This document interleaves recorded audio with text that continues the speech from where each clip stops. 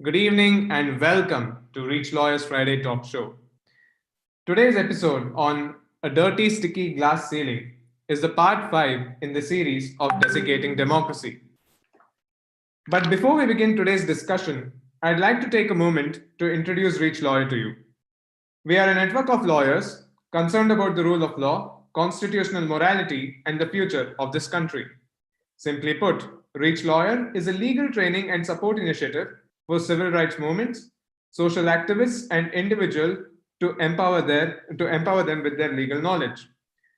While the core of our work while the core of our activity revolves around our work with legal fraternity, we also undertake various other initiatives to further legal awareness, social legal advocacy, and more significantly, to collaborate with various human rights groups and grassroots organizations. You can look us up at www.reachlawyer.org to know more about us. With that, I'd like to hand over the discussion to our moderator, Ms. Main Mavra.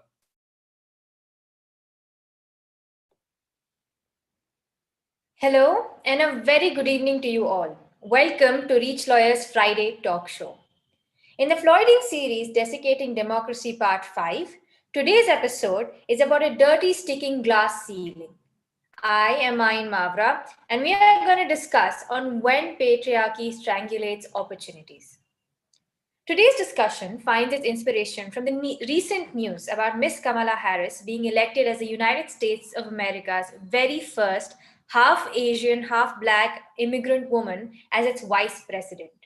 This win has been viewed as groundbreaking not just by the people of the US, but also by women across the entire globe. Today, we find it imperative to speak about the role of women in politics, to speak about how this election is only the first step in shaking the foundation of a highly patriarchal world. Let's dive straight into the Indian narrative. According to the statistics, only 14% of women are a part of the Lok Sabha today. The deeper and the closer we get to the grassroots levels, these numbers narrow down to a single digit to none. The patriarchal thinking has gotten so intertwined with the culture of the nation that in the one-off chance that women do get through all the obstacles and sit in a position of power, they are expected to fulfill the requirements of the job as her male counterpart would. There is no room for individuality when it comes to a woman being in a position of power. Because of this today, we ask why is it that women must work twice as hard as her male counterparts to be accepted and receive opportunities equally granted to everyone by the Constitution? And once placed in a position of power, why is it that the tags of gender do not seem to leave the woman? Why can't she be viewed and accepted as simply an office holder and not a female office holder where such literature is not used in the context of men? Why is it considered revolutionary and out of ordinary that a deserving candidate happens to be a woman, in fact, in the 21st century? Today, to help us understand the position of women in politics and answer these pertinent questions, we have with us today two very distinguished guests. Ms.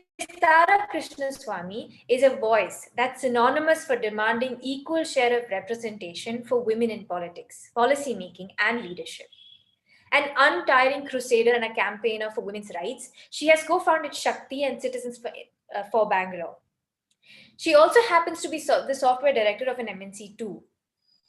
Joining her will be Advocate B.T. Venkatesh, who is the founder of ReachLawyer, a human rights lawyer, and a former state public prosecutor in the High Court of Karnataka. It's truly a privilege to be hosting you both today. And now I'd like to call upon Mr. B.T. Venkatesh to give in the introductory remarks. So, over to you. Very good evening. It's a joy to be in ReachLawyer Friday Talk Show. So part 5 of the series Desiccating Democracy, a subject which requires told more today than any other day. It has relevance more important. In fact, as the moderator Main Mavra presented, in fact, the discussion regarding today is a sticky glass ceiling. In fact, that's something which is a factor which is peculiar to the construct in India. We have seen the issues of sticky floor. We have heard of the issue of glass ceiling, breaking the glass ceiling. And in fact, the case of Ms. Kamala Harris being the Vice President of the United States of America is a case of glass ceiling. In fact, our guest today, Tara Krishna Swamy, has a wealth of experience in discussing and presenting on this subject through. But I want to just introduce that when it comes down to our construct, when it comes to women is concerned, half the population, more than 500 million population of this country are women. And we hardly have any representation in places where politics is the representation, political representation.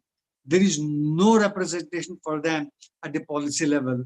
There's no representation for them in any leadership, whether it is corporate, whether it is business, whether it is trading, whether it is art, any of the aspects, most of the space is occupied by men. This is something which is a stark reality of India. So given that kind of a situation, we not only have a glass ceiling, we have a sticky floor, which is really sticky.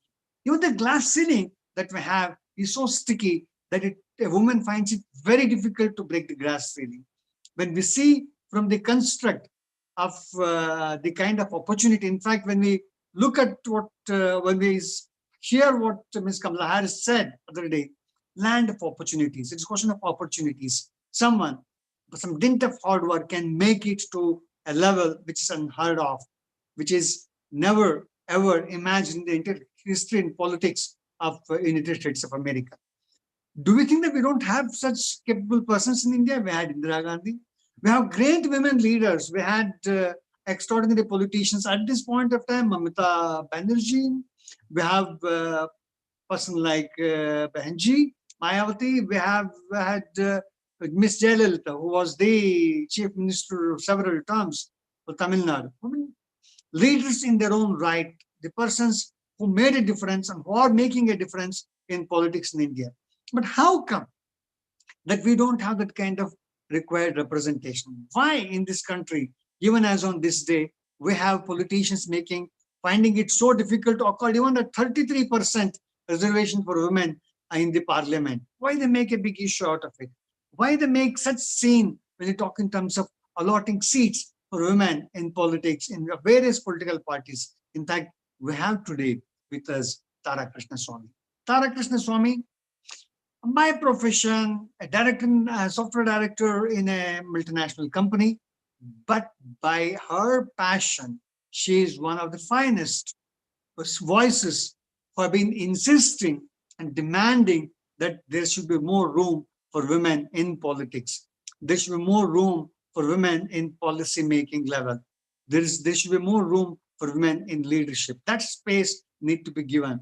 That space is being denied for every possible reason that is being attributed to it. That's something which is a strange reality of this country, where we claim that women as goddess, we hardly give her any opportunity to make it into the big time. In fact, very important thing is that we have seen good part of the world where women have taken leadership, have changed the country's health, country's politics, country's compassion. In fact, it's a question of care and compassion. We have seen great examples across the globe who have done this possible. In fact, the latest example that we have is Jacinda Ardern, the Prime Minister of New Zealand, who has been such wonderful Prime Minister, who has been able to control the kind of coronavirus which affecting every part of the world, which is under amazing control and care because of a very strong leadership and the concern that she has for the welfare of the people. I think that brings a change, that women in politics would bring in great change for us. I think at this point of time, this subject is more relevant to India than any other country. So I sincerely request Tara Krishna Swamy, an amazing speaker, amazing activist. She has been much sought after speaker, and she is one of the crusader who has been meeting every political party in India, demanding that they should give that space for women. In fact, she makes representation. How many are you going to allot seats for women in your coming elections are concerned? She has been crusading on this issue for years now, and she has founded Shakti, the political Shakti. We have given a link in our poster. You can just look into that, log into it, and see the kind of volume of work that's being done by Tara Krishna Swami and her entire team. And now I sincerely request the moderator to invite Ms. Tara Krishna Swami to address us and give her insights into the subject of such nature, which is very essential for all of us to know and try to delve on the subjects more. Thank you. Mayan. Thank you so much, sir. Hello, ma'am. It's truly a privilege to be sitting here and having this conversation with you, because we all believe, I think this is like, it's a little too late, in my opinion, to be speaking about this. I mean, we're in the 21st century, but it's still a very important aspect to be talking about. Could you please share a few of your insights about this matter, and then we'll delve into the question and answers later. Thank you very much, Venkatesh, Mayan, and the entire ReachLawyer sisterhood and brotherhood, if I could say. I am thrilled to be here. It is my pleasure and privilege to be able to share this. I take it as a mission to spread the word as much as possible, because I think it is awareness and information that can change the world to make democracy a better place. Many people think about women's representation as something that affects women. Women's representation, the core of women's representation is that it changes democracy for the better. And many of us struggle with, why women's representation? Is it because, women are as good, better, they're caring, they're nice, we exist, we have a right to self-governance. It's as simple as that. And so without saying much more, I first want to show you something. I'll tell you where I'm coming from, and then I will show you something, and then we'll go into the presentation. There's a lot to say, because there's a lot I've learned by doing this. So if I may share my screen, is that fine?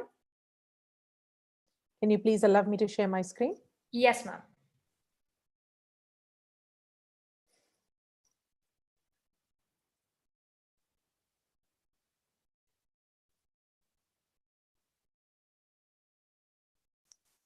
So while she enables screen sharing, I also want to make a completely different comment so that you can think about this. Again, when we talk about women's representation, a lot of people immediately jump to reservation, and reservation is certainly a solution. It is not necessarily the only solution. And even when people talk about reservation, they think about, can women not sort of get there by their own doing? Do we need to reserve seats? Again, the comment that I want to make is reservation is not about making space for women. It is about making sure that men don't take more than the space that they are assigned, that is due to them, that is their fair share. I think there is either in the top right, in one of the meeting options at the top, you should be able to see, the share screen, meeting controls, and let the others share screen. You can pick my name. Yes, ma'am. But as I was saying, there are many ways to get there. And instead of pre-deciding what is the way to get there, Shakti tries to, bring together citizens to apply pressure on every possible method to get there. Shakti believes that it is citizen pressure that can change India. And we all learn in our civics textbooks that there's 3 pillars of democracy, legislative, executive, and the judiciary. We know that there's a 4th pillar, the media, but the most important pillar in a democracy, beyond justice, beyond equality, beyond liberty, is actually citizen participation, is the fact that we're a republic and power is in the hands of the citizens. So I believe that unless citizens come forward and claim their rights, it is not going to change the way India works. So I am going to try to do this. Okay. Yeah. Can you see my screen? Yeah. Okay. You can see YouTube? Yes. All right. So I'm going to play this for you now. Do you see the volume? Do you hear the volume? आ 1 litre पानी ले लूं, हमें 10 kilometre बोलना. I'm going to play it again. Here I go.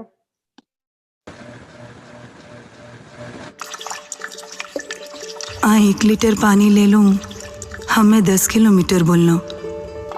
कहना देखबो तो.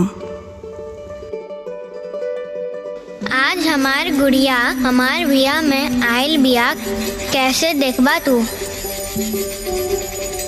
हम घौन पात छी पर घरों के कागज में नहीं छी, केना देखबो तो. हमारे स्कूल में लड़कियों के लिए शौचालय आज भी एब्सेंट है, कैसे देखोगे तुम. रोटी के बदला फेरो बेल्टे खेलिए, कोना देखबो तू. उ फेरू कॉलेज के रास्ता में जबरन लिफ्ट देवे खातिर आ गई, कैसे देख पा तू.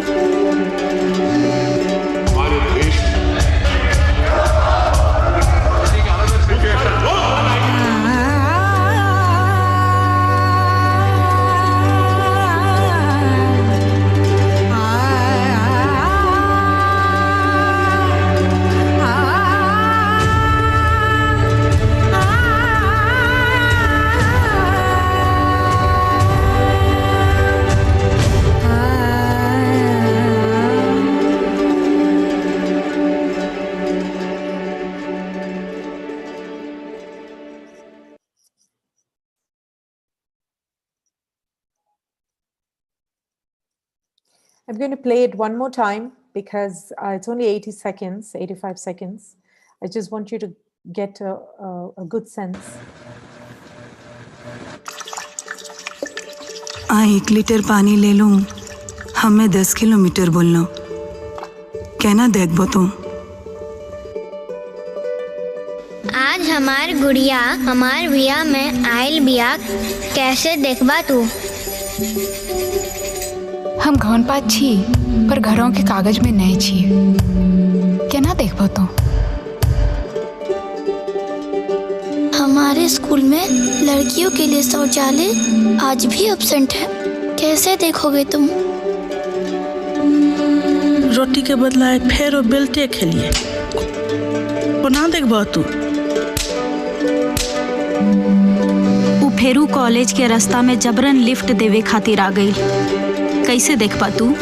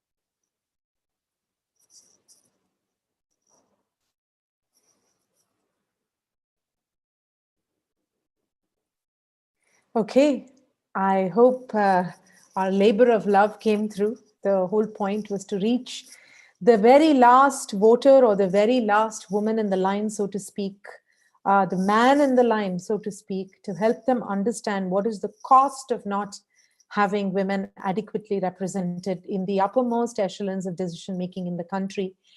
The cost in real terms, in recent terms, is that an all-male manliament can levy 16% GST on sanitary napkins.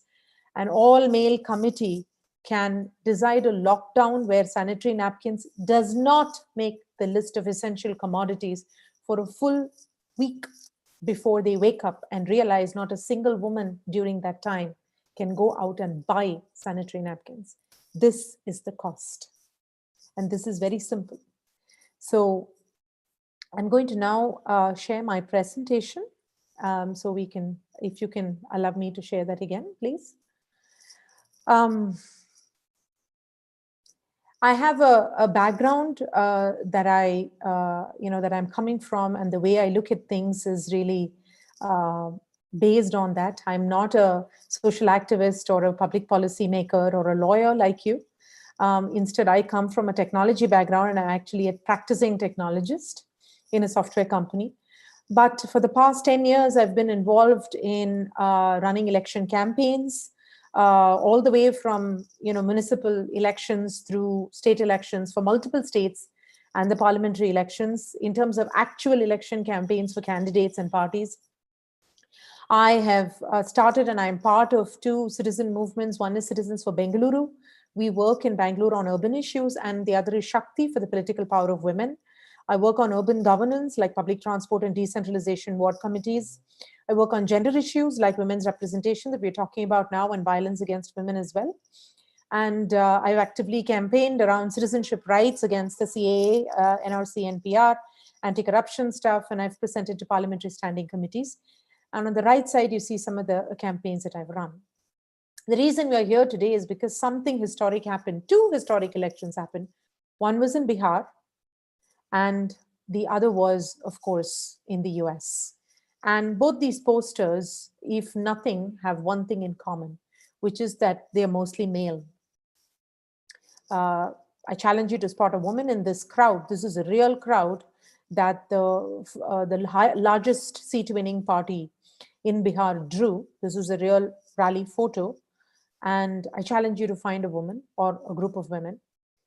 And here you find all of one woman after a series of male heads of state.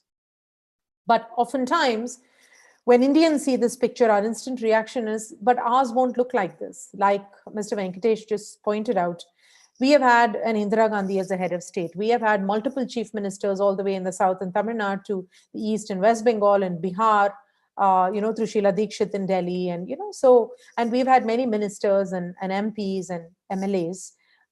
So it is, this is often the rebuttal that is given when, we celebrate Kamala Harris's unprecedented ascent to the White House. And in her acceptance speech, in her first speech, not acceptance speech, in her first speech after the win, you know what she said? She said, I may be the first, but I'm not the last. And that is really the key to what we're going to talk about. This took 200 years for women in the US to achieve. For any woman to get here, especially a Black woman and a woman of Indian descent.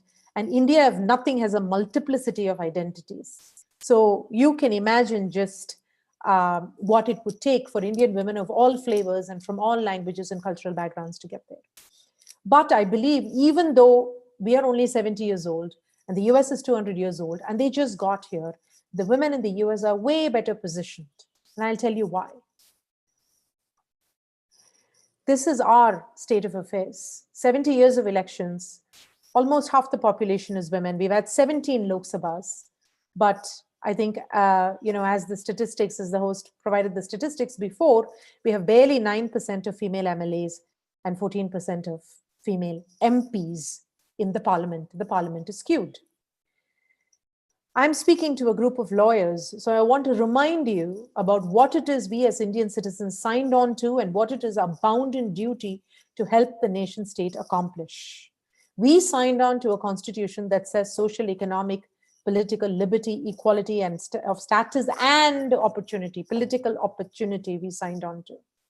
We signed on to law that on day number one enfranchised women, female candidates, and allowed for women to be ministers, MPs, MLAs, councillors, just the same way it allowed for men or people of any gender to be.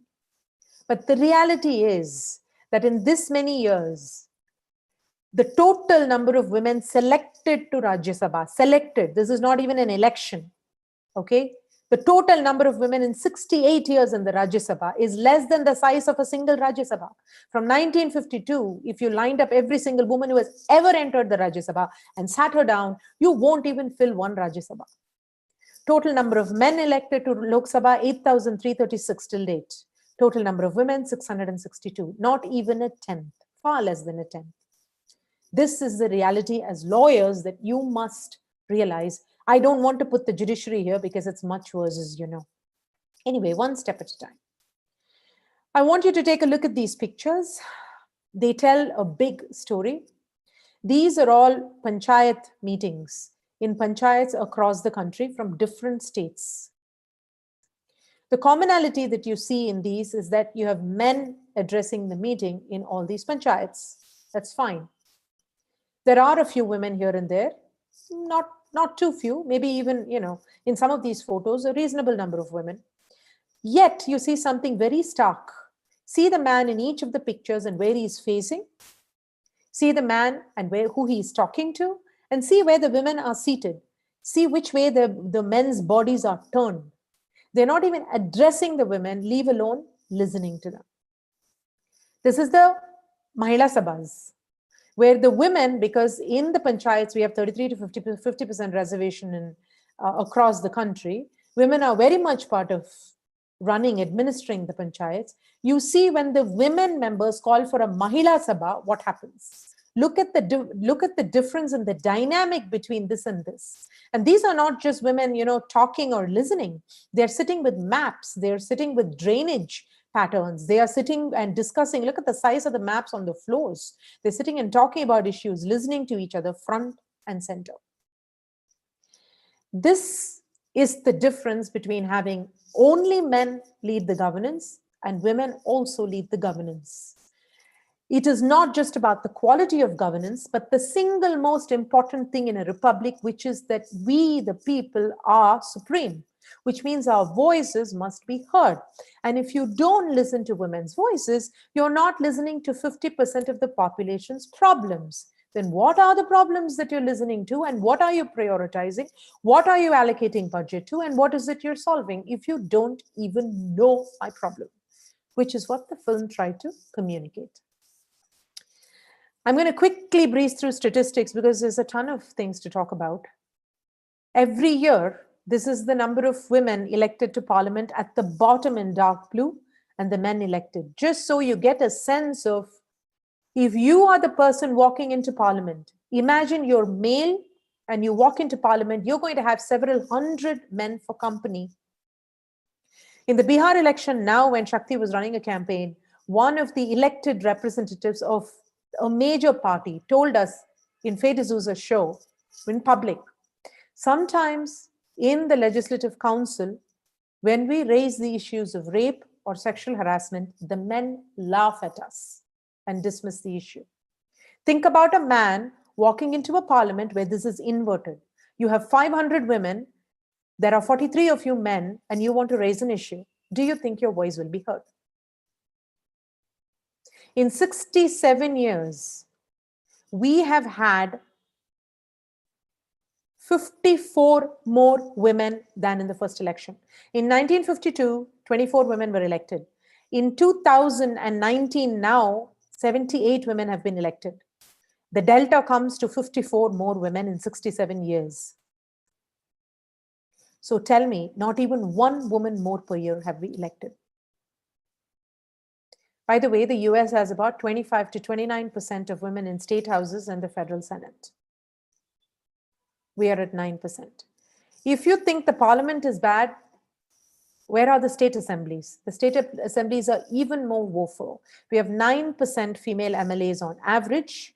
The best in any state is 13%. And here's the shocker. There are states like Nagaland where women are not allowed to stand for election. In the same country with the one constitution, one law, women are not allowed to stand for election in states like Nagaland. And here we are trying to make sure that we have one nation, one whatever. The ruling dispensation wants one nation, one whatever, but nobody in 70 years wants to fix the fact that there are states with 0% women and states where women are not allowed to contest. Here is the Council of Ministers. This is appointed, meaning you've gotten elected. Chalo, we only have this many women, 78 women or 40 women, but you only need about 10 or 15, right? Council of Ministers. So select from that 40. Nope. We have 10% cabinet ministers who are female on average. We have, on the other hand, at the grassroots level, 33 to 50% women in elected representative and local bodies, both corporations, municipalities, and panchayats, talukas, and so forth. Why is that? And there are 14 lakhs such across India. That is because of reservation. So the only difference between, and we actually have up to 60% women in some states and panchayats, because women have stood and won in general seats, the general category seats as well, thanks to, they've started with reservation, but in the 25 years of reservation, they have managed to win even general seats. The only difference between the pathetic state of affairs in state assemblies, parliament, and the panchayats is that a third to half of the seats are reserved. So when we talk about, the minute we talk about women's representation, there are a bunch of myths that come forward. Why is it like this? If it's only because it's reserved, is it because then we have to force women to fill those spots, that they really don't want to fill those spots? It's really men who want to fill those spots and are standing their sisters and wives and whoever. Is it because women are not interested in politics? So the first myth that gets thrown at you by this mammoth patriarchal system is women are not interested in politics. Well, women, there was a 10-point percentage gap between male and female voting percentage. That gap has been narrowing and narrowing and narrowing, and now women vote at a higher rate than men. And as you know, in the Bihar elections, there was a good 5% gap between male and female voting percentages, and women have won the election, not just in Bihar, not just this time. They won the election multiple times in Bihar.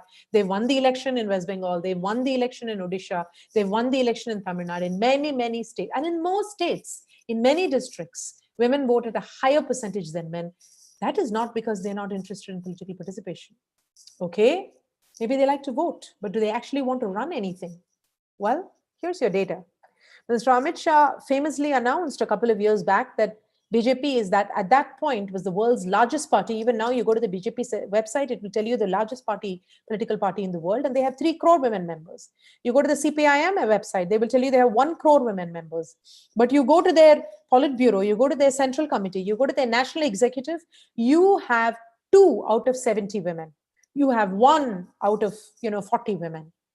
You have a pathetic representation inside the party. You have no district in charges, constituency in charges, no general secretary. Every single president has been male, or almost every single president.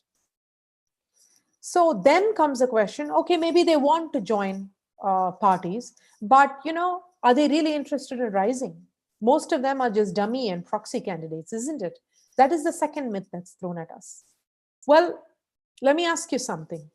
Even now in the Bihar elections, we had sons, we had nephews. In every election, we have it, right? I have a slide that shows, I don't have it here, but I have a slide on my Facebook post that shows, that takes the current national cabinet that we have, the national cabinet that we have in India today in the Modi government, and tells you just how many of the men there are dynastic. Humongous number of men there come from families of politics. But when men come from families of politics, you simply call it dynastic. But if a woman does, then you use pejorative terms like proxy and dummy. We really got to examine why we have this differential way of referring to men and women. If they do overcome all that and manage to get in the fray, this is the kind of conversation that happens about them in public domain. We hear males in political parties, and this is across the party. The very last thing, the very last comment at the bottom is made by a congressman. The one above that, about Priyanka Gandhi, was made by a BJP leader. The one above that is about Smriti Irani. The one above that, where she is referred to as a prostitute, is about Atishi Marlena. The one above that is about Mayawati. There is not a woman politician. Jayalalitha, as you know, her sari was pulled right in the state assembly. There is no, Mayawati has been called all kinds of names. The way she looks has been repeatedly vilified, right? Excoriated for who they are. The fact is that we have, just as an example, tens of thousands of panchayat elected leaders in any given state because of reservation. And across India, in rural and urban governments, we have hundreds of thousands, 277,000 odd women leaders. And across the 25 years of 73rd and 74th Amendment, We have now amassed 1 crore women who know how to stand for election, who know how to campaign, who know how to run a village, who know how to manage budget, administer, get works done.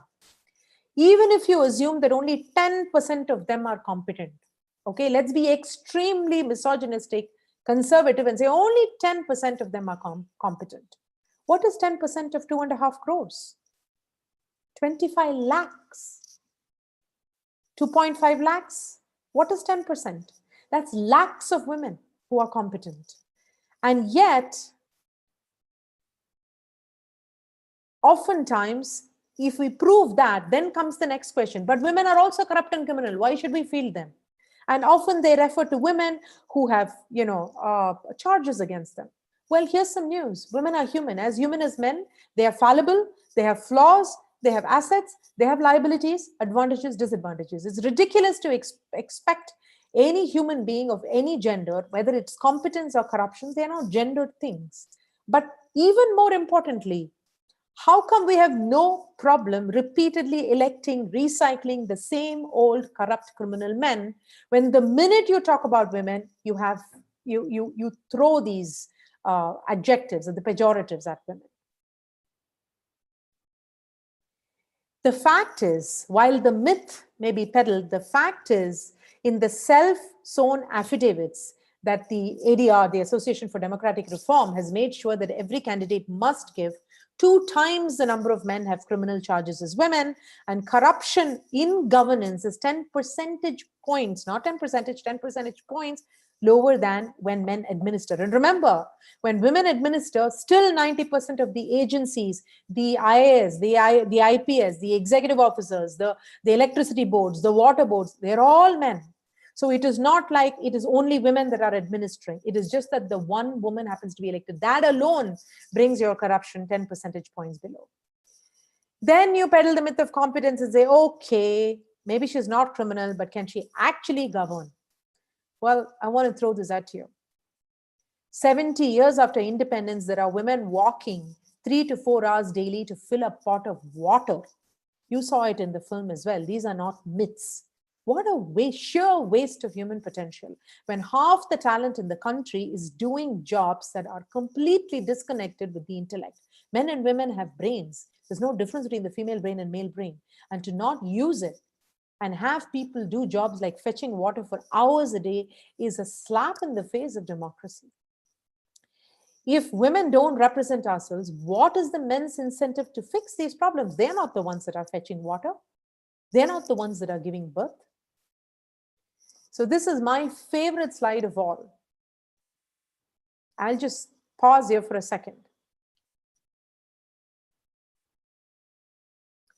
The fact is that, well-educated women as numbers, while our constitution doesn't mandate any of this, all it says is women must have equal opportunity. So we don't have to prove any of this. But just so we are armed with the facts, women are more educated in politics. And in the study, UN study of 4,000 plus assembly constituencies in India across 20 years and 4 elections, not just one, there is a material impact, positive impact on the GDP and the economic growth of constituencies that have been run by women at least once in these 20 years, not repeatedly, at least once in these 20 years. Then by the time you prove all of this, you get the Brahmastra thrown at you. Okay, all this is fine, but women can't win elections. After all, political parties can only field people who can win elections. Well, wrong again. Okay, not just in any one election, but every single election since the beginning of modern India. Pick any row you want. I've circled the 2 rows. The first is the male winning percentage. Second is the female winning percentage. Pick any row of your fancy, including the current Lok Sabha, which I didn't put on the slide. I should have. Men won at 6%. Women won at 9% in the 16th. Here, there was again a 3 percentage point gap in male and female winning percentages. And every political party knows this because they want to form government. They need winning candidates, and they still choose not to field women. So why is this a situation? What does this tell you? It tells you voters want more women, but parties only want women's votes.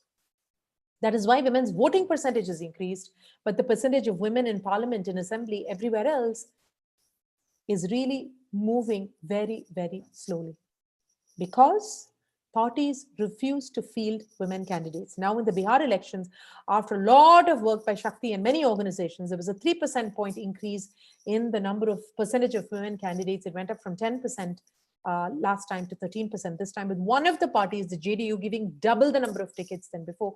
We're very, very proud of it. It did not result in more women in the assembly, unfortunately, but this is one step to getting there. So, do voters want more women in Lok Sabha? Absolutely. Survey after survey after survey across India tell you this. In every single state, these are all the peaks that you see are in each state. This is what voters want. But what they get is at the bottom, is the green that you see at the bottom. So while male and female winning percentages in every single election looks like this, I've put 2019 there to you for you too. The purple is the women, the pink is the men. This is from the Election Commission of India. It's not something that I concocted. Parties are refusing to give tickets to women. So we realize that there is a major gap, if that is the door to political decision-making at the uppermost echelons, our laws and policies, basically shaping the destiny of the country. There is a big gap. Women can't get there. They're disallowed the opportunity to get there.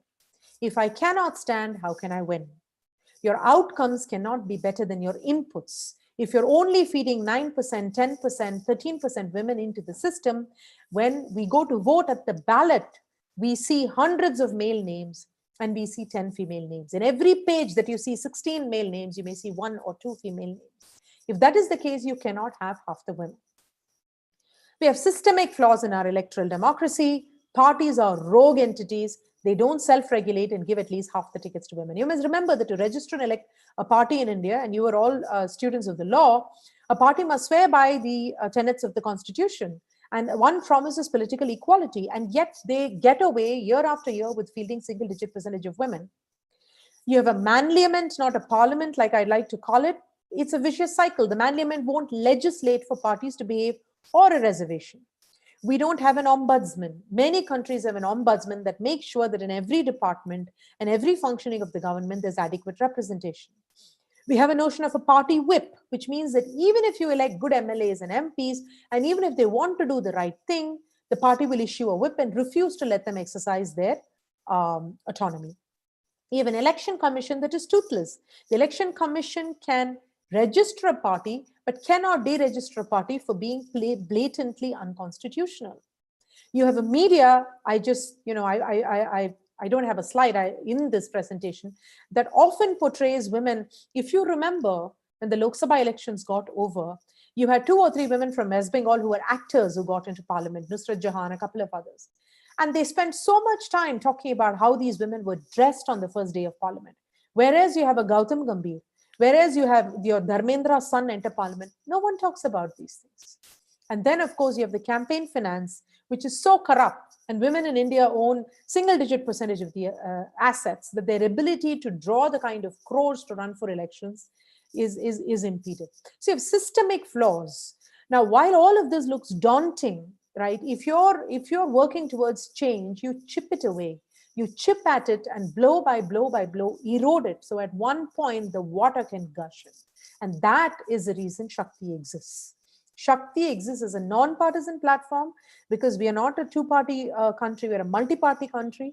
Shakti exists, as I said, as a grassroots citizens movement where people demand we want more women in decision-making.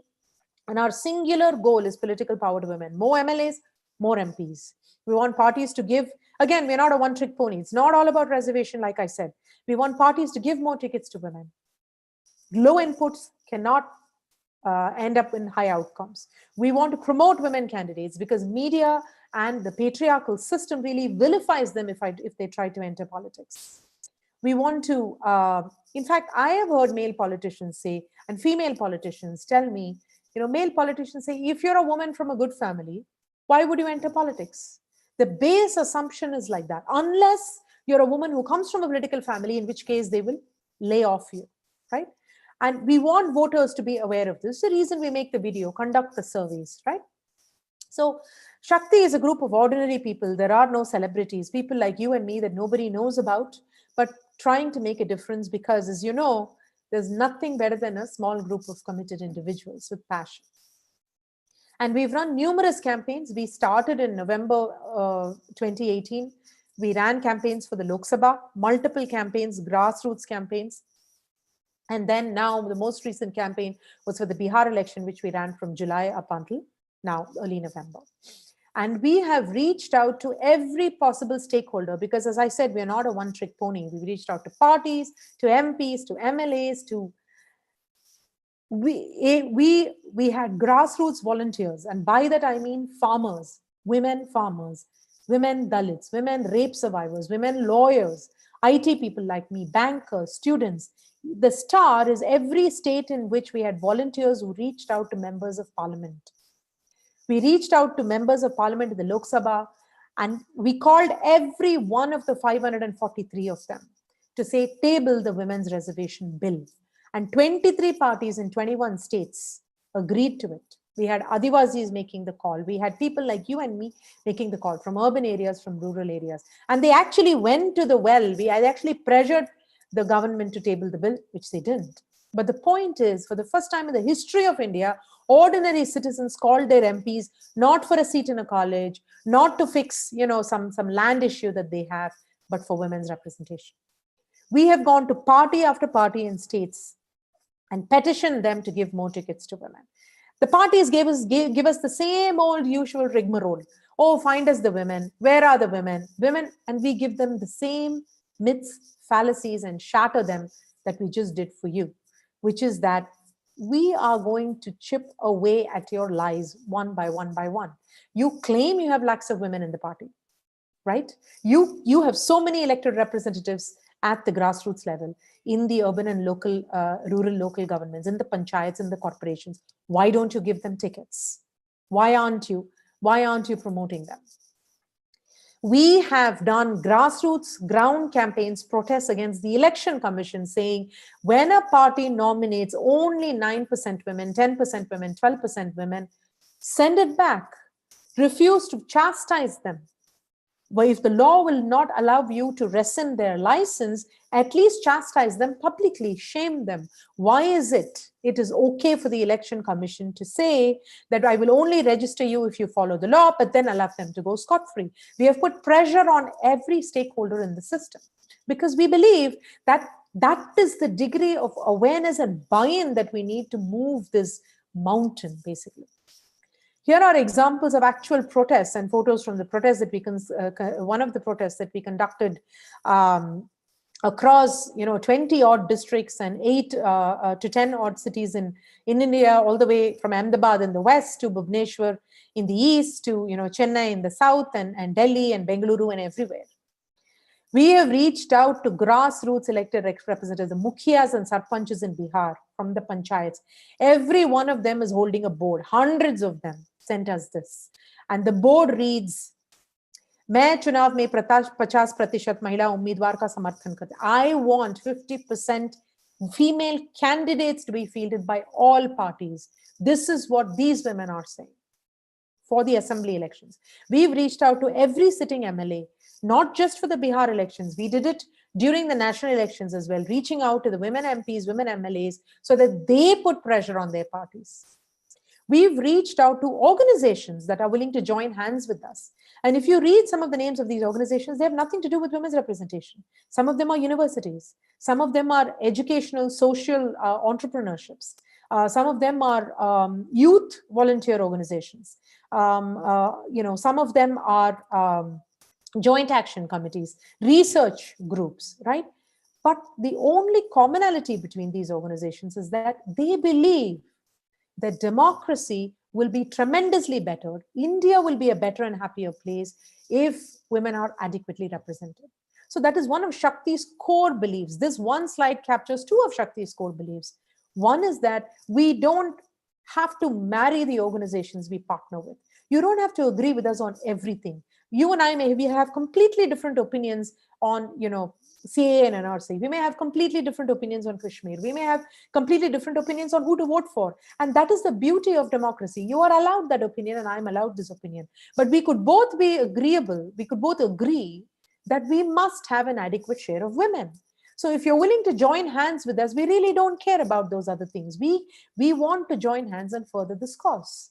The other core belief of Shakti is that we don't have to build Shakti to be some massive organization. What we do have to do is to join hands with existing grassroots organizations, from minority organizations, Adivasi, Dalit organizations, to students and women's groups, to FICCI and, Rotaries, and everybody across the spectrum of the demographic, from the, most privileged to the most oppressed, need to say in one voice across all the states, join hands with us. We don't have to become big. Our cause needs to become big. So we have reached out to all kinds of people from, from every state, every gender, tribal women to industrialists like Cyrus Goodsir, to, and so many have endorsed and asked for it, stood with us to ask for this. We have had conducted many sessions in many cities, from Bangalore to Delhi to Chennai, getting people who are political opinion makers, to MPs, to MLAs, to media and policy makers, to talk about how to maximize women elected. We did it for Bihar too, and we've got a tremendous amount of press around this. And these are just a couple of things across various states in every language, from Kannada to Telugu to Tamil to Odia to Gujarati to Hindi to all the many Marathi, many languages. In Kerala, we've gotten Malayalam press. But the point is, to what end, right? What has come out of all of this? Oh, we even made a film. You just saw the film, right? We even made a short film to reach to the voters, right? As I said, we try to reach every stakeholders. Voters are a stakeholder: female MPs, female MLAs, male MPs, parties, decision makers. But so what? At the end of all of this and running campaigns for 2 years, where are we now? We're in November, 2 years away. I think there are two huge things that Shakti has helped achieve, along with the many people that have worked on this for many years. We can't claim all the credit for Shakti, because these are not linear things. These are not things where you write an exam, you get a mark, so you can claim all the credit for what you did. A lot of people have tried to push at this mountain, and Shakti also is trying to do so. But I think there are two big things that we are very proud of. One is, whether it's the Lok Sabha elections or the Bihar Vidhan Sabha, they would have gone on and on about Sushant Singh Rajput and the Ram Temple and whatever it is, and dynasty and Jungle Raj. The most important thing, 50% of the women are nowhere to be seen. You have given tickets to 13%, which is a leap up from the 10%. But we need more women. So we created, through the media, the fact that we have so much media coverage. These are the top selling Hindi newspapers there. We've created unprecedented amount of buzz. We were on NDTV, we were on India Today, we've been on, local TVs to prime time, and every English paper, from the Hindu to Times of India to, DNA to Hindustan Times, has carried us. Unprecedented buzz about women's representation. So one of our jobs is to throw spotlight and say, this is important for the country. We refuse to let the elections be hijacked only by what men want. Hey, we are here. Look at us. We're giving you a reason to cover us. Cover us. The second big thing, I believe, is that in the Lok Sabha elections, all of this confluenced into two large parties giving 33 to 41% tickets to women. The BJD gave 33% tickets to fielded 33% women candidates, and the AITMC of Mamata Banerjee in West Bengal fielded 41% women in the Lok Sabha elections, which I think is spectacular. Never before in the history of India have two large ruling parties in states done this. Never done this. And then this time in the Vidhan Sabha, JDU, the ruling party, managed to give 19% tickets. And four of the other major parties, your BJP, Congress, LJP, and RJD, their average went from 10% to 13%. I'm averaging it out across the four parties. All of them gave more tickets than before. So yeah, we have 78 women in the Lok Sabha, more than ever before. It's historic, but it's too few. So when people, talk about Kamala Harris and where India is, we must remember that this is what we are up against, and this is what we are trying to struggle with. So still, how did we have all those chief ministers, and why do we think we're not well positioned? Let me show you a couple of more slides, and then we'll open it up to questions. These are just impressions you need to make. These are actual photographs from campaigns.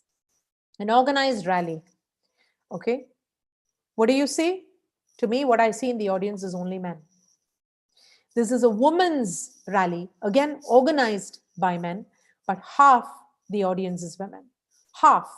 The stage is all men except her, almost all men except her. There's a few women standing in the corner, but the audience is half women. Look at the difference. This is Shiv Sena stage setup. Okay, Shrikant Shinde is a candidate. You have a token woman on stage. This is Navneet Rana in Maharashtra. This is her campaign. Look at her stage setup. Just look at this and look at where the men are standing. Look at the audience and look at where the men are and look at where the women are. This is Shashi Tharoor, considered to be a very accessible, approachable, and female-friendly and much loved by women MP. This is how his roadshow is. This is Mahua Moitra's roadshow in West Bengal. Look at the difference. It is not that he won't speak to women. It is that women want to speak to her. You see, you and I decide who to govern us. He shouldn't be deciding. This is Chinta Anuradha's campaign. She's going door to door, community campaign. Now, this woman will not come these women will not come so close to a male candidate and share their problems. This is Harsimrat Kaur, SAD's campaign. She just resigned as an MP, right, due to the Farm Bill, as a cabinet minister due to the Farm Bill. She's an MP. This is Sunita Dugal, BJP's accessibility. Look how close they are. Look at the intimacy. They don't know her. This is a campaign. This is what women were doing. This is polling April 11th, 1 week before the campaign, around April 6th. This is what women were doing during their campaign. Look at the number of women she has met in 1 week. Look at Harsimrat Kaur. Look at Sunita Dugal. Look at what she's doing. She does yoga in the morning with women as part of her campaign. She's addressing women. She's meeting women. So when you see this picture, this is what you got to think of. You know how her candidacy looked? You know how Hillary Clinton's candidacy looked? You know how Joe Biden's candidacy looked? You know how Obama's candidacy looked? Like this. Their press secretary, communications director, policy director, campaign strategist, campaign manager, state in charge, phone banks, door to door, get out the vote, all women. This is not an exhaustive list. From booth level, where you're trying to get votes in every door from every family, to running the entire campaign itself, the strategy, where do we go? Which states are we going to win? What should be the talking points? What should be the key policy things that you touch upon? Through actually getting on the ballot. In order to get on the ballot, in order to get your name in as a candidate, first you got to succeed at a booth level, then you got to run campaigns, then you get on the ballot. You can't get to the ballot and suddenly have 50%, 25%, 33% women's names as candidates unless you know how to run a campaign. You can't run a campaign unless you know how to manage a booth, unless you develop membership at your base, street level, village level, booth level, which means your party should give you those roles. Party picks people for those roles, constituency in charge, district in charge. And as I told you, they may boast about 1 crore women and 3 crore women, but they don't give them those roles. Show me a district in charge in India who's a woman. Show me a campaign strategist who's a woman. Not one. In fact, one of the political consultancies, which is run by a woman, and she has helped run actually PC Mohan's campaign as well, she once said to us in the Bangalore event that every time she walked into the room to discuss campaign strategy, it would be a room full of men. She'd be the only woman in the room. So unless India gets to this part, unless we feminize the booth and the campaign, we can't feminize the ballot. We need to have women's networks. You saw that rally picture of the Tejashwi Yadav, full of men. You need to have women's networks, women's volunteers, campaign messaging for women, women going door to door, female audiences, women who are approaching, women on the campaign vehicles in the booths, constituencies. Everything should also have sufficient number of women in order for women to get to the ballot. We are trying to, I'm not saying we shouldn't try to get women there before they do this. I am saying what is a necessary condition to get there. It is fine to get as many women, which is why Shakti is pushing for it. But by asking the political party the question, why aren't you fielding women? And getting the answer that says, oh, we don't have women. We force them to consider our next question then. What are you doing with your women workers? What are you doing with your Mahila Morchas? What are you doing with your women's wings? Where are your district in charges?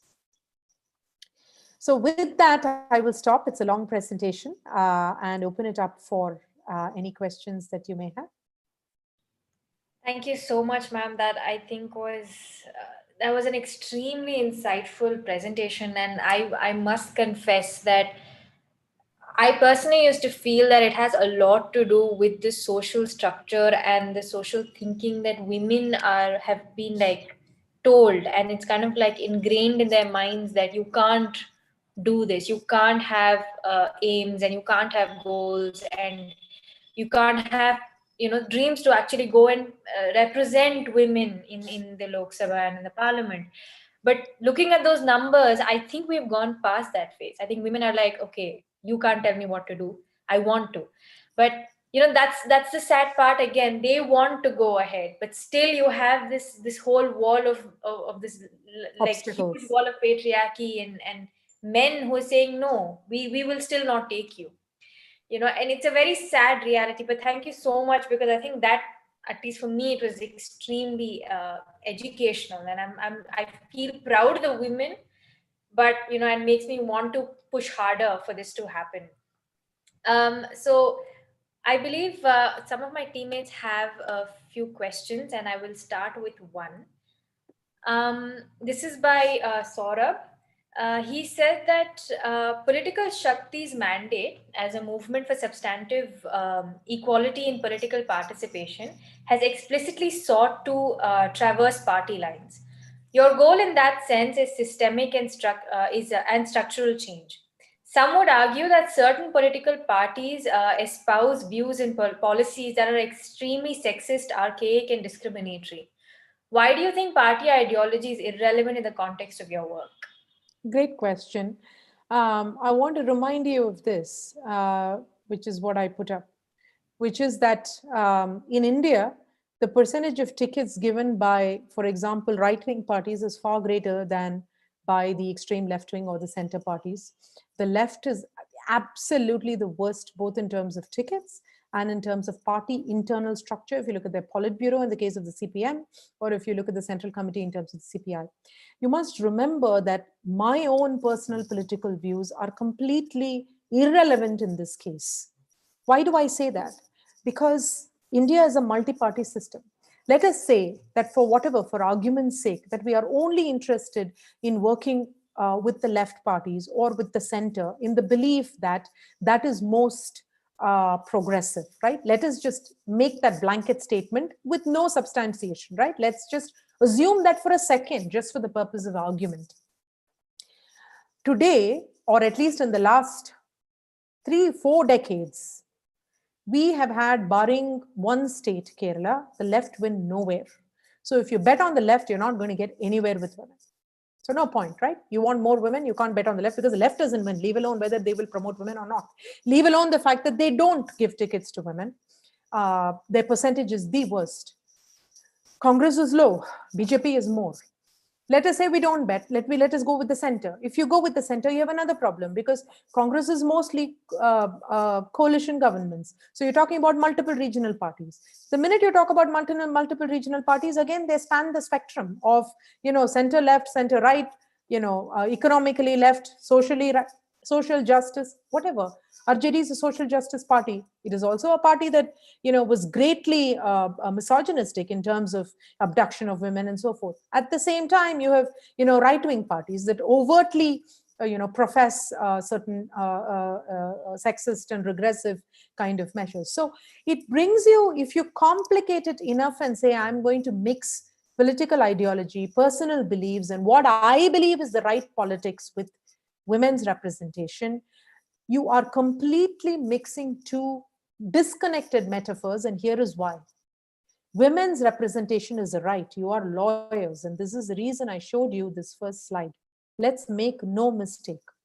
The Constitution says nothing about whether a political party should believe that women should, be a certain way or certain other way. But the Constitution just does say we have political equality of status and opportunity, which means no matter what you believe, That is your choice, meaning the party's choice. That is the voters' choice if they want to vote such parties. It is also the women's agency to join such parties. We have no business dictating that men are allowed to choose any ideology, but women aren't. Right? Why should men choose an ideology that puts 50% of the population down? Why should men choose an ideology that doesn't give equal opportunity, left or right? Why are you in a party that won't even have 1 out of 10 women? Why is it you feel fine not only to be in that party or to be a supporter of that party? Why aren't you questioning that party that when you claim that some other party is regressive, some other party has a poor ideology, why is it you're 1 woman or 2 women in your central committee or your Politburo? What gives you the right to say that? How do you expect laws, policies, decision making at the uppermost echelons to change unless you have women in the room? How do you get to legislate that for me? How did you legislate surrogacy for me? So the point is, in a multi-party democracy, if we must increase representation, we have to work with all parties across the spectrum. If we don't, you will be working with a particular party. You won't be working for women's representation. So that is the reason we are non-partisan, regardless of our own personal views. That's also very true. And like you said, there is no opportunity there already. So if we kind of, if we restricted it to just one particular political ideology, it's like we are building walls around ourselves. And look what happened to what Priyanka Chaturvedi did, or Alka Lamba did, or any number of other women will do, are doing, will do. Numerous women switch between, parties. Exactly. By creating that, men switch too. Are they allowed to switch is a different question. Whether it's legal, illegal, that's a completely different question. The reality is you have the right to change your ideology, change your mind, further your career. Okay, then don't vote them, right? That's a voter decision. As far as the decision of advocating and championing women's rights, those rights are rights regardless of what party you belong. I would argue the opposite for this question and say, am I giving a party a free pass just because they hold a certain ideology that they don't need to field women? No, you still obey the law of the land. You're still committed to the same constitution. I don't care if you have regressive values or so-called progressive values. Show me the party that fields 50% women before you come and talk to me about some party being better than the other. Show me. Show me which party doesn't feel rapists. True. And like you said, women's representation itself includes a major part of actually upholding the fact that women have their own ideologies and agency. We cannot say, why are women doing X? Women are doing X for the same reason men are doing X, which is they want to further a career. Women are in politics for the same reason men are in politics. They want to govern. They want to make laws. They also want power. Some of them are also corrupt. They're just people, right? And why should we support such people who are not the best? Because elections are not about selecting the best people. Elections are about selecting people who will represent you. You're a representative democracy.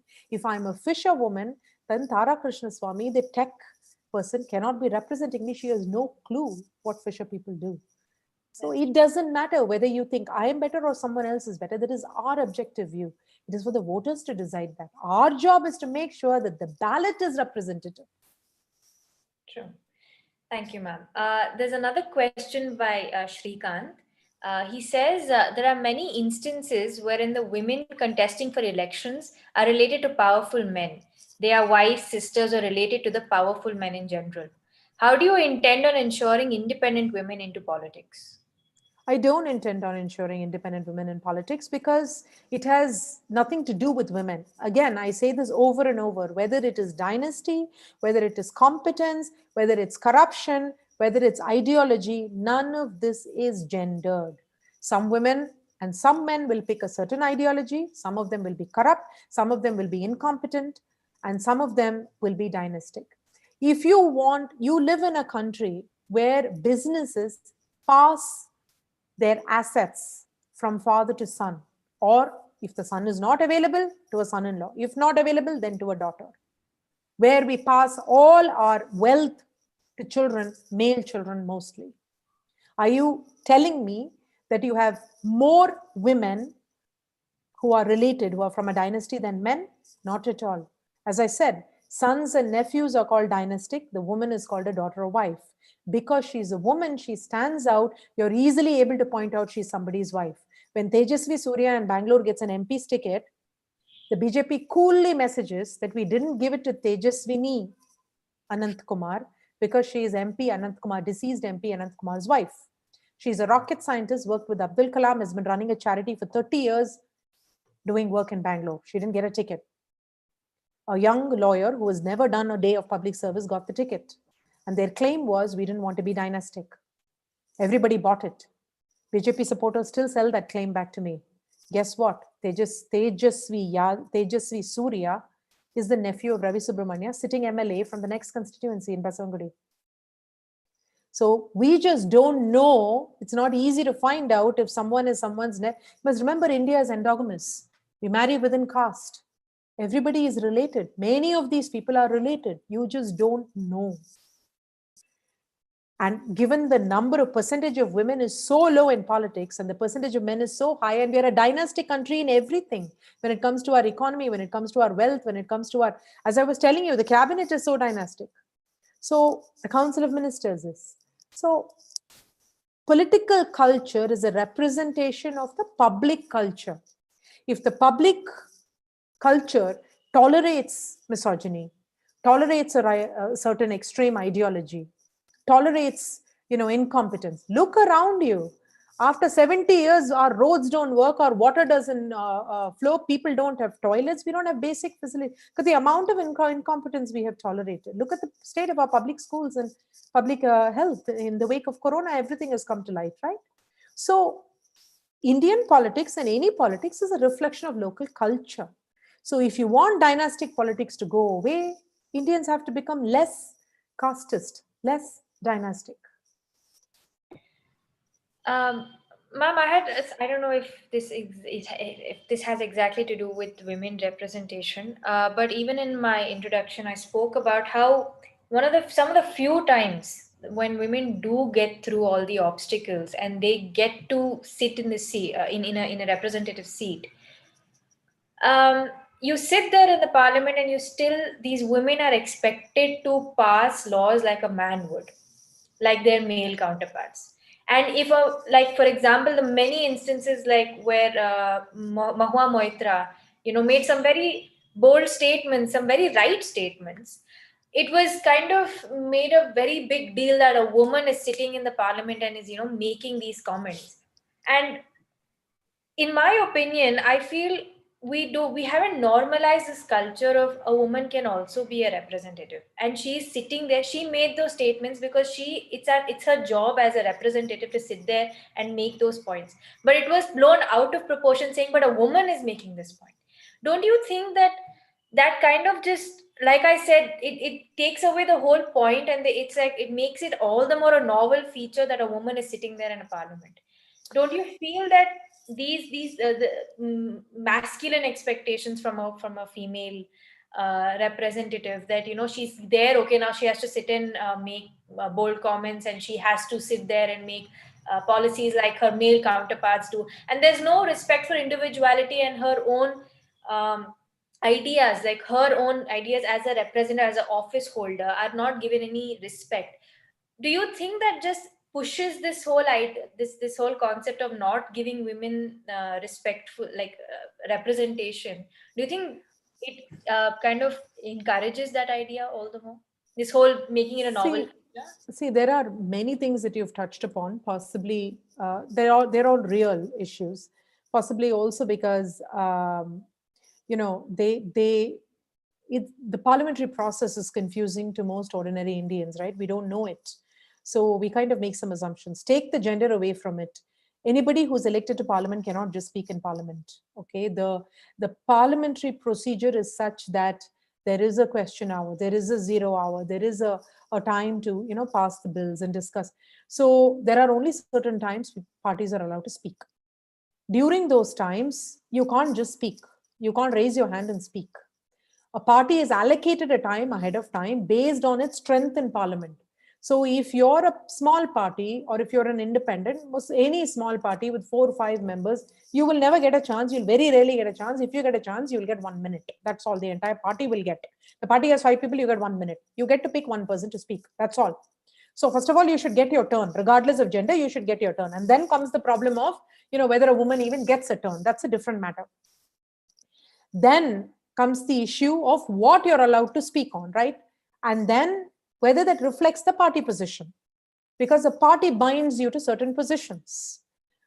Some parties are a little more liberal in that respect. They allow their MLAs and MPs to speak even outside of parliament on certain issues. Some parties are much more disciplined. The right-wing parties and the left parties both ends take it very serious. You've had women who stood for elections fired, sent out of the party in one of the left parties for going against when the party tied up with the Congress and she spoke about it. She was the head of the women's wing of the CPI, and she was thrown out. She was going to stand for election. Similarly, if BJP MPs, MLAs speak out of turn, the party will chastise them. Some parties are very particular about that. Congress is much more liberal.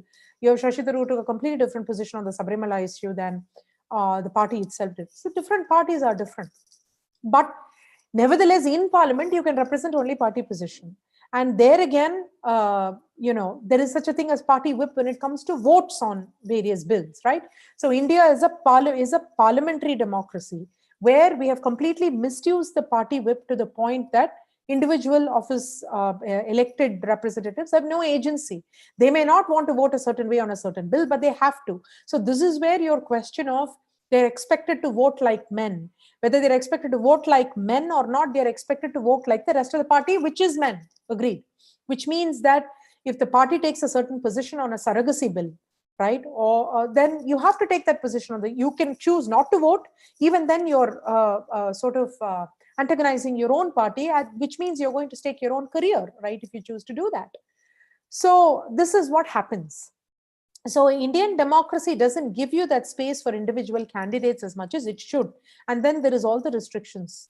Now, as far as why is such a big deal made out of the fact that she is female and she gave a talk like this, some of it is clearly related to patriarchy and the fact that we set the bar the way that we set the bar.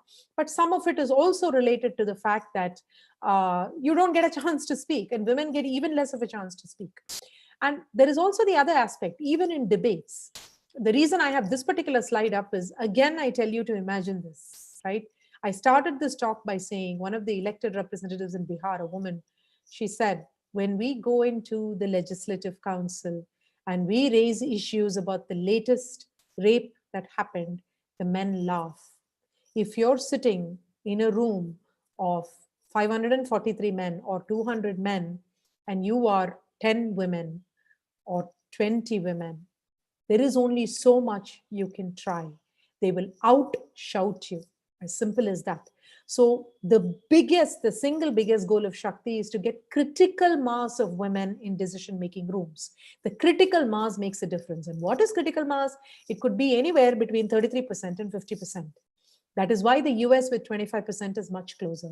That is why when you have lots of women, not only in the grassroots, but from state level to district level to every campaign and every booth, then the chances that you get, so many women are aspirational, so many women are participating, which means many more women are likely to enter it over the next 10, 15, 20 years, right?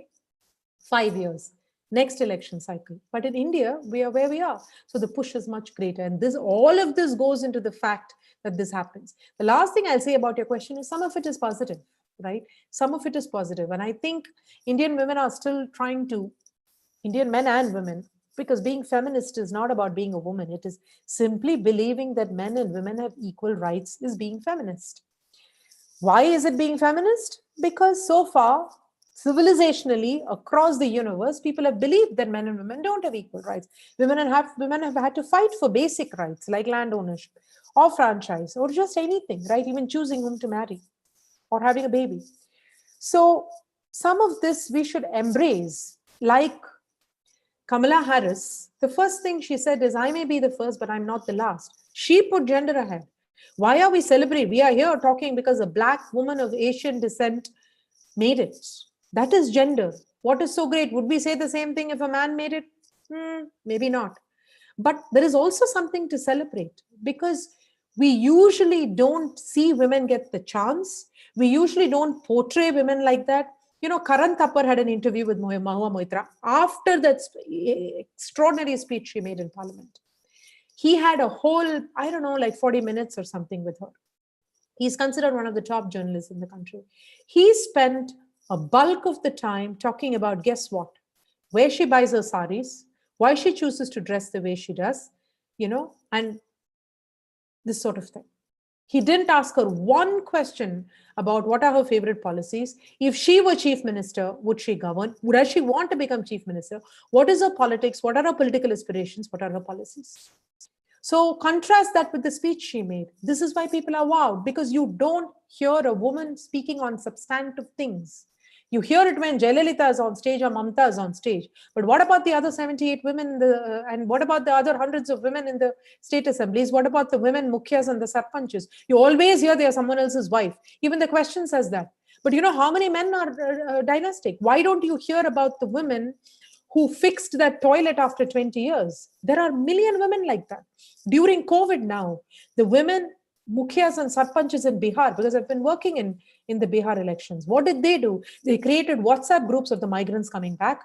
They got the women, because sanitary napkins were not on the essential list, they got the women to manufacture sanitary napkins. They got women to sell them door to door on bicycles. They got women to keep a portion of that commission.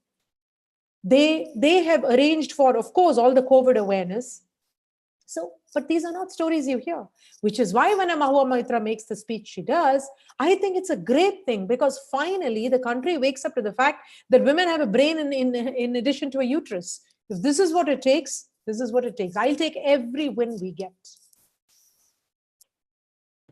Thank you so much for such great thoughts. And I mean, I think it was a great discussion. We had a few more questions, ma'am, but I think we're running out of time, so I won't be able to ask them.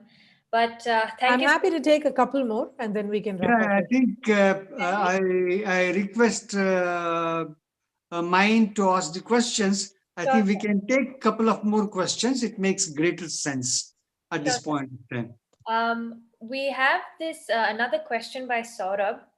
He says, the Bihar elections have thrown up interesting statistics in terms of voting trends, with the incumbent chief minister being the favored choice for women voters in Bihar. Now, despite the political rhetoric used in the elections, women voters seem to have voted in favor of Nitish Kumar on account of his policies to promote political participation of women at the panchayat level, reservation in government jobs, and even the controversial prohibition on alcohol. What are your thoughts on this? That's a great question. I think there have been several instances of a block vote by women, and Nitish Kumar certainly is one of the recipients of that consistently, like the person who asked the question rightly pointed out. I think unlike the male vote, women tend to transcend caste and vote under certain circumstances. One of the circumstances under which they vote as a block is when the party or the chief minister or the leader asking for the vote is someone who has consistently delivered for them. Women, in my assessment, in my study, and I've written about this, is they don't vote based on manifesto promises, because as you know, the Constitution promises lots of things and we don't even have a shred of it in reality. So we don't vote on manifesto promises. If that is what we have to vote on, then people vote the way they vote. Women may vote some of it by personal choice, some of it by caste, some of it by family choice, some of it by certain issues that they care about, just like men vote by all of these issues. But when a party and a leader has consistently delivered for them, and like you rightly pointed out, whether it's government jobs, police, whether it's representation, even tickets. Come on, if I'm a woman sitting there you fielded 19-20% women is unheard of in state elections, right? He did do something good. You have to remember that political power is the ultimate power, even bigger power than money, right? So that is what you're denying women. So when someone comes forward and says they're willing to share it, women are going to take it seriously. You already delivered. This is not a manifesto promise, I will give tickets. For the past 20 years, actually every single prime minister since Rajiv Gandhi has tried to table the women's reservation bill for state assemblies and parliament. Nobody has succeeded. Sonia Gandhi got it. She was not the prime minister, but she got it to the point of getting the Rajya Sabha to pass it. But otherwise, everybody has failed. Atal Bihari Vajpayee ran saying that if I come to power, I'll table the bill. BJP has had it in their manifesto for 20 years. They haven't even bothered to table it. Haven't even bothered to table it. They have an absolute brute majority. They can pass the bill in 2 seconds. So women know that these promises are completely meaningless. You have a law in place that says women and men are entitled to equal share of family assets according to Hindu family law or according to so many family laws, right? Other religions too have had it even before the Hindu family law. Women have minority share of assets. So we know promises are meaningless, but we do know that you can trust on delivery.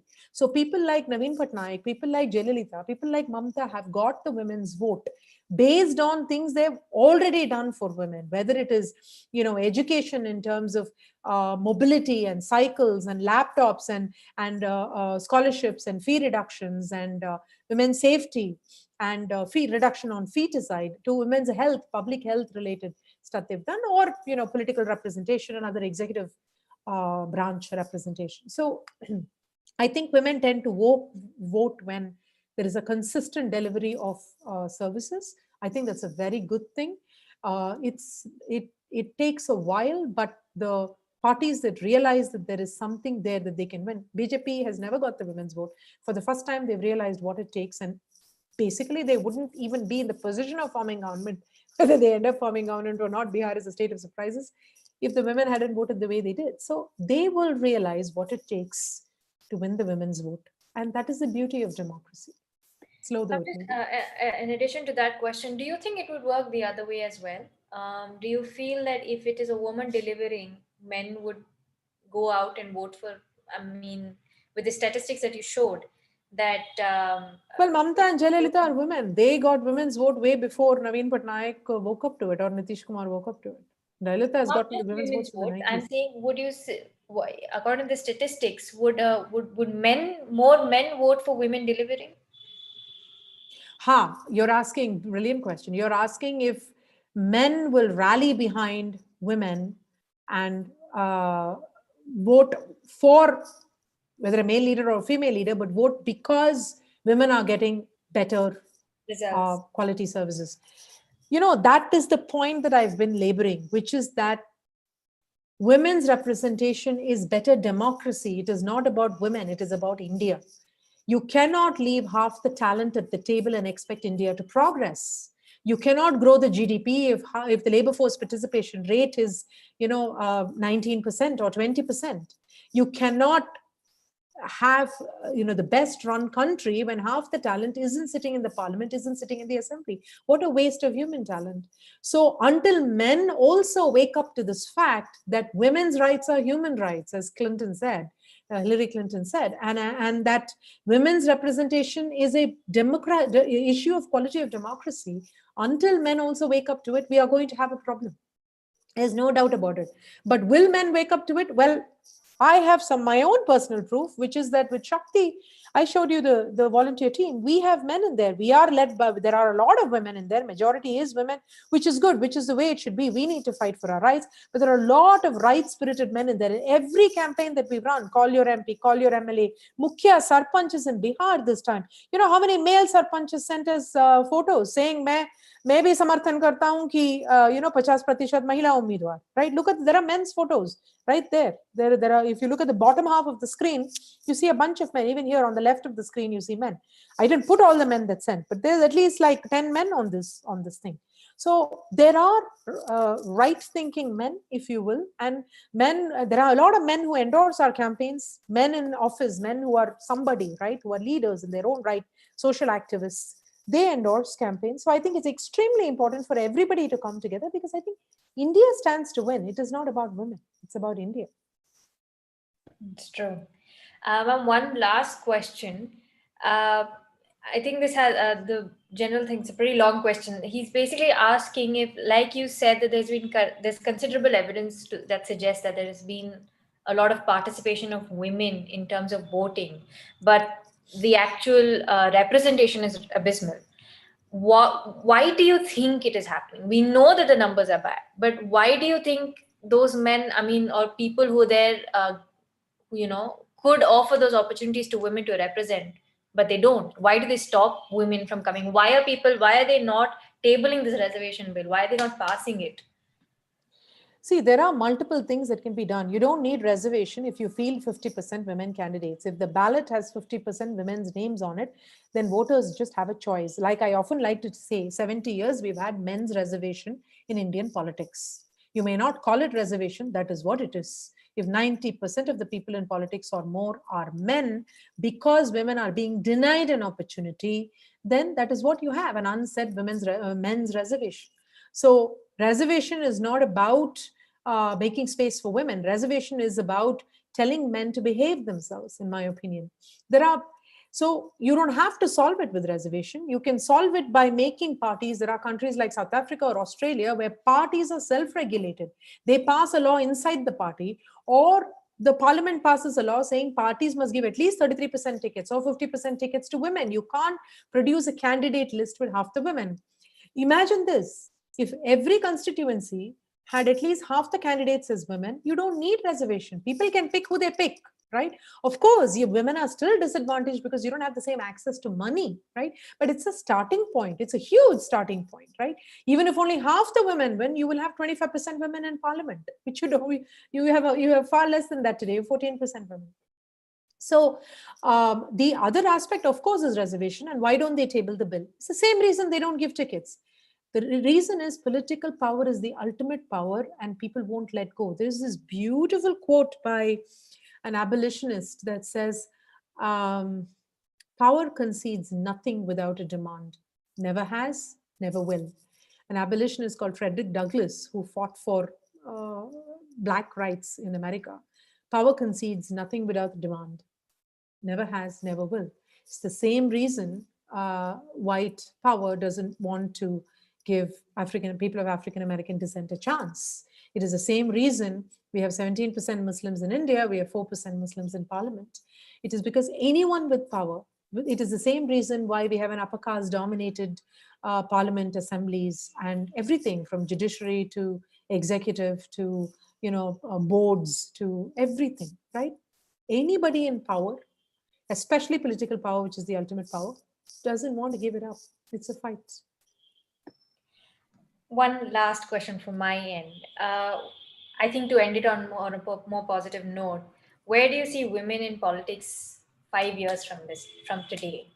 I wouldn't say a decade. I'm saying 5 years, hoping, because since the percentages is increasing, what would you say 5 years from today, women in politics? Well, if we continue on like this, 5 years from today is not going to look very different. If we are, let me back up. I was in Paris, I think 2019 at some point, and I happened to go there just after the historic election where, they ended up with almost 50% women in their parliament. And that is just happenstance. The next election, it could come down to 10%.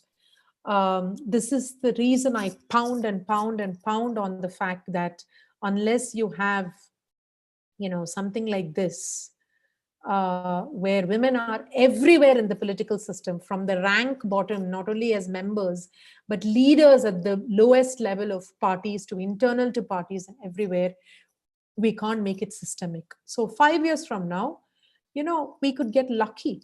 And you might have a situation like this, where not only two large parties give tickets, another two large parties could give tickets. Instead of two large parties, let's assume it was 4 large parties or 5 large parties.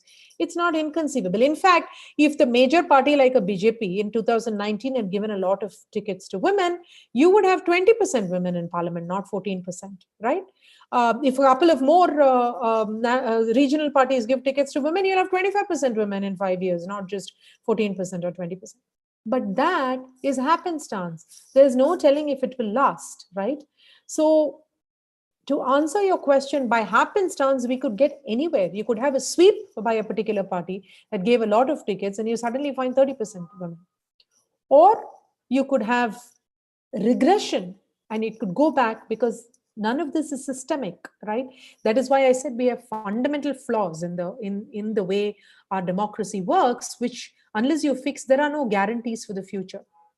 But if the reservation bill is passed, and this is why so many women pound on the reservation bill, this is why, because there's so many systemic flaws, you will hit one thing or the other or the other. That is why it becomes happenstance. If you get the reservation bill going, then you're guaranteed that 33% women. What do we need to do for that? We need a mass movement. There is no other way.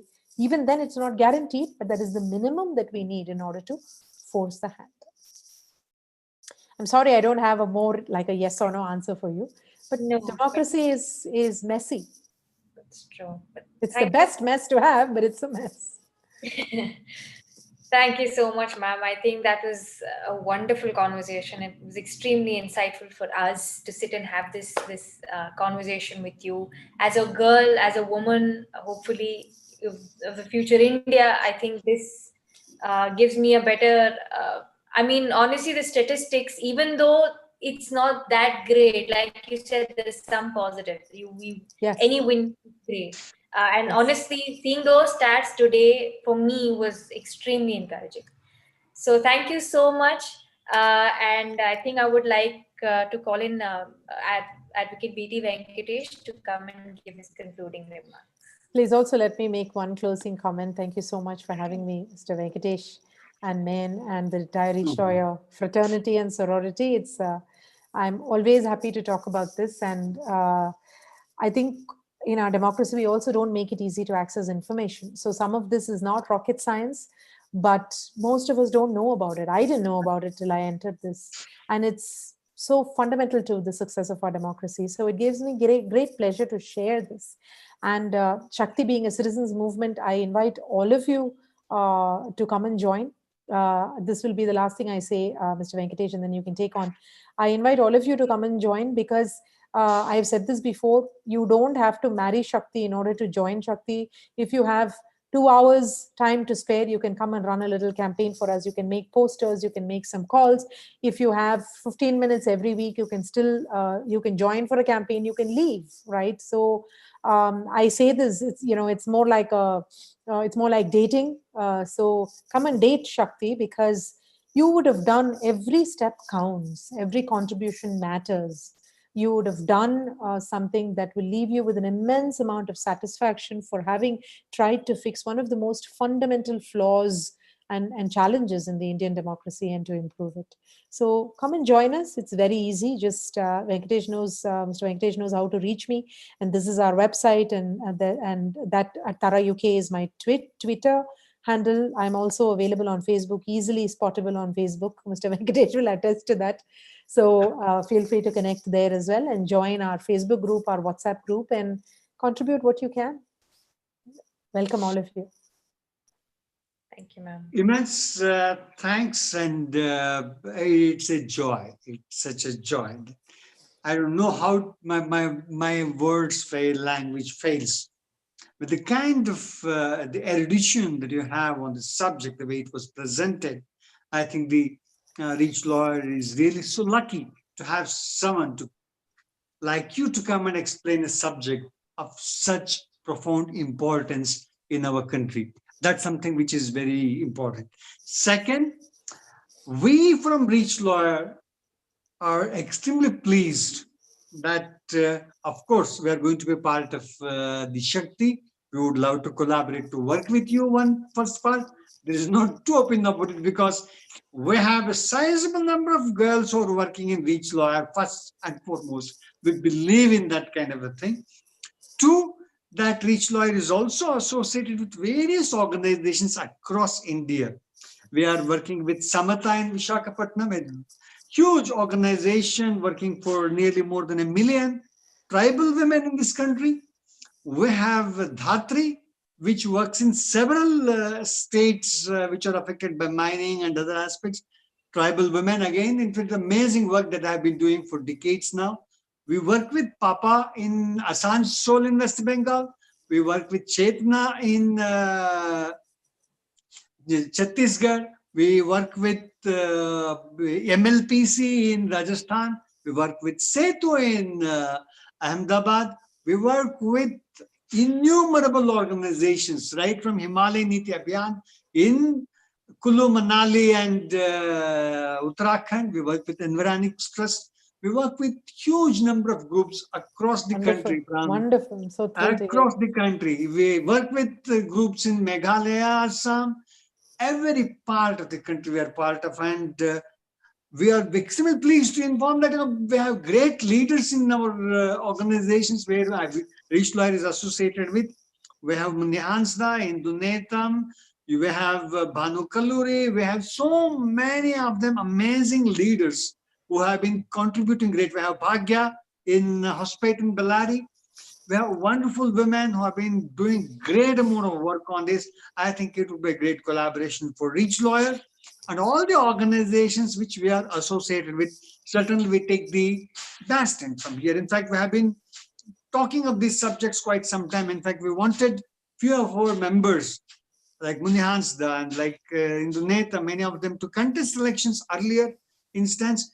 We wanted them to get into the political scene, in fact, earlier times. Now that we are working with Shakti, I think we will enthuse them more to come to this kind of place. And it makes great sense. And it's such a joy listening to you at first place with the kind of description that you gave on the issue and subject. It makes, I think, this presentation, this lecture which you have, the kind of presentation that I made, I think ReachLawyer will take it forward to every group that we are associated with and share with them. And we would like to conduct this program in Hindi and in Telugu and in Kannada and various languages, as they are also extremely necessary, so that we will be in a better position to a larger audience on these subjects are concerned. In fact, we have to get to all the local languages of the states, each states. India has so many languages where millions and millions of people speak this kind of language. Therefore, we need to be talking on these issues. Such presentation in every possible language in this country. I think that's the kind of demand we have. As you said, Frederick Douglass, yes, we have that demand to you that Shakti need to make this available, the entire thing available in all the languages, so that we can take it forward. We would be pleased. We feel it's a great opportunity for us to be part of Shakti. It will be a great opportunity for us to collaborate with Shakti and take the word of Shakti to across the country. Thank you very much. Thank you so much. Really look forward to much closer working together. I really appreciate it. Thank you very much. Thank you. Have a great evening. Sure.